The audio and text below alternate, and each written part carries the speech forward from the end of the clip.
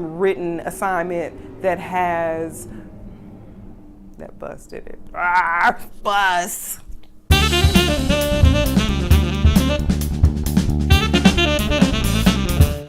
Hello everyone and welcome to my channel. Now before I move any further and I talk about this week's topic, you know what I'm going to do.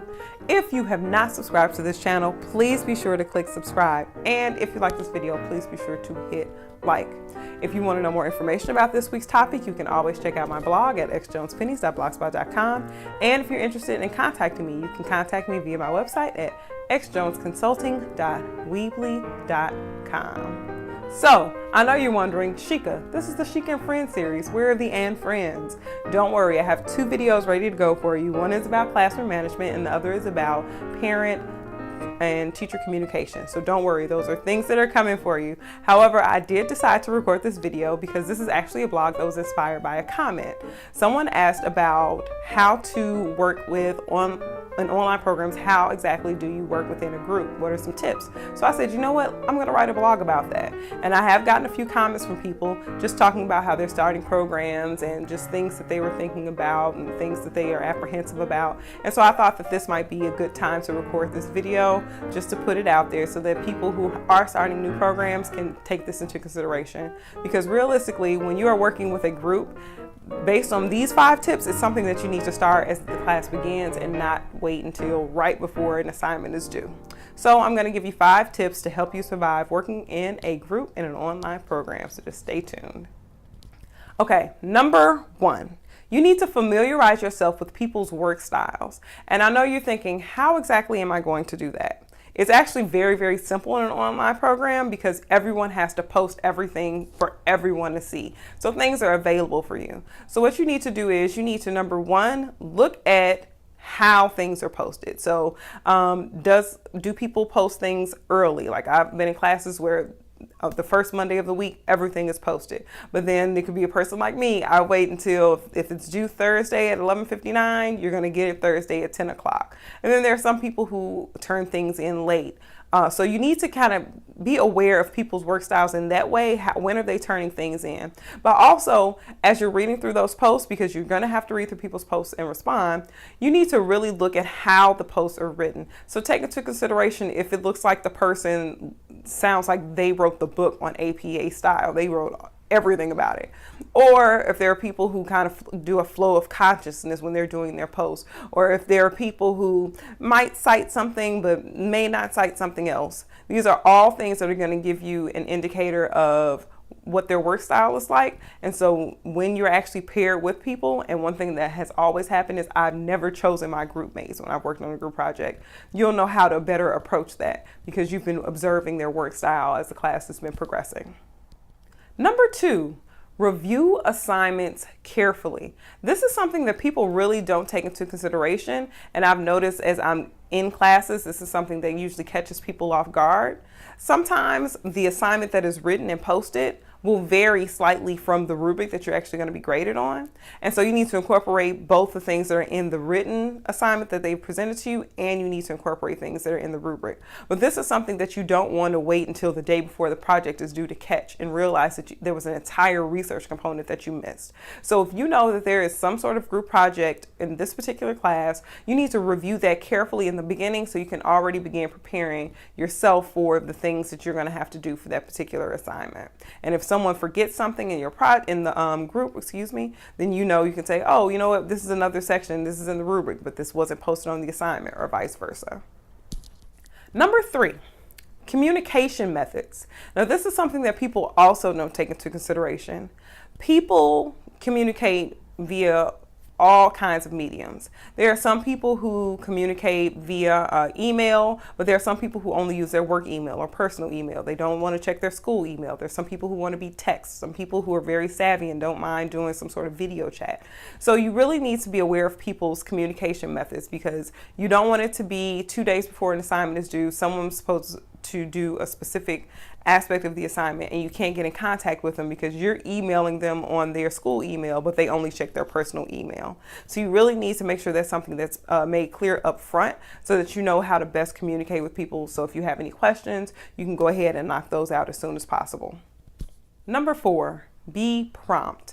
And I know you're thinking, be prompt, what do I show up first? So what you need to do is when you look at your assignment, you need to really look at those due dates.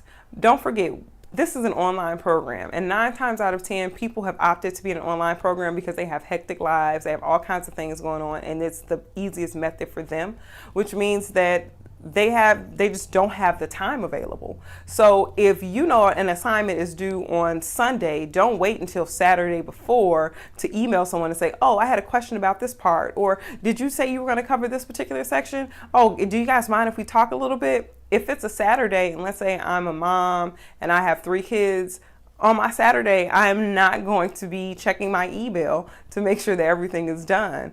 If it's something I said I would complete ahead of time, then that means it's going to be completed ahead of time. So just keep those things in mind. You need to be prompt. You don't want it to be the last minute and you realize that there's some big section missing, and now people just don't have the time to dedicate to getting that done. Because again, people have lives. They work full-time jobs. People are administrators. People are parents.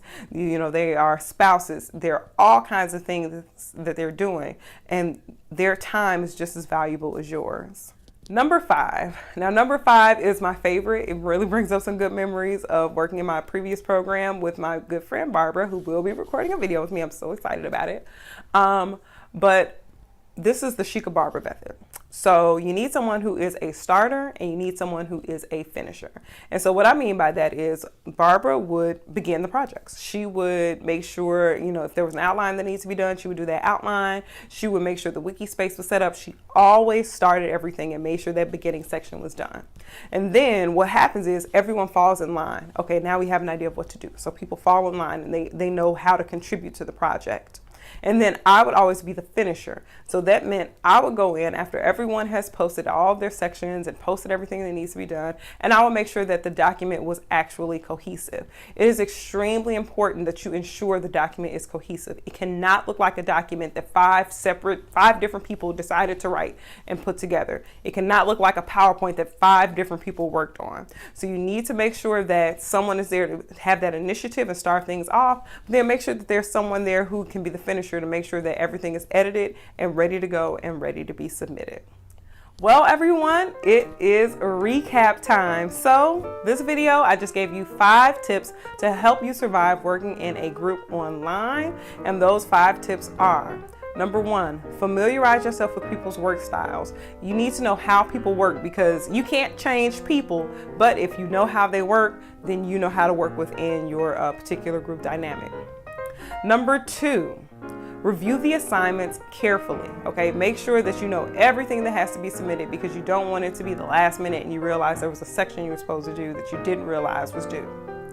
Number 3, be cognizant of people's communication methods. Some people are email people, some people are phone people, some people can just go ahead and just do a video chat, but you need to know how people communicate because you're going to have to communicate with the people who are in your group. Number 4, be prompt. Don't wait until the last minute to get anything done because you have to respect people's time. People have all kinds of things going on in their lives and they can't drop everything just because you remember something the Sunday afternoon before something was due. And number 5, which is my favorite, you need to designate someone as a starter and someone as a finisher. Who is going to be that person who gets the outlines done and establishes a website or anything that you have to do? Who's going to be that person? And then who's going to be the person who's going to be responsible for editing everything to make sure it's cohesive and it flows? This is going to help your grade, making sure that everything is cohesive and it flows well. So, if you like this video, please be sure to click like. And if you haven't done so already, please subscribe. Thank you so much to all of the people who have subscribed to my channel. I greatly appreciate it. Thank you to all the people who are starting to leave comments and starting to like my videos. I appreciate you so much, and it's very motivating to continue doing these videos and continue writing this blog. So thank you so much. If you would like to read the blog, you can check that out at xjonespennies.blogspot.com. And if you would like to contact me, you can via my website at xjonesconsulting.weebly.com. Thanks so much for tuning in, and I will see you next time.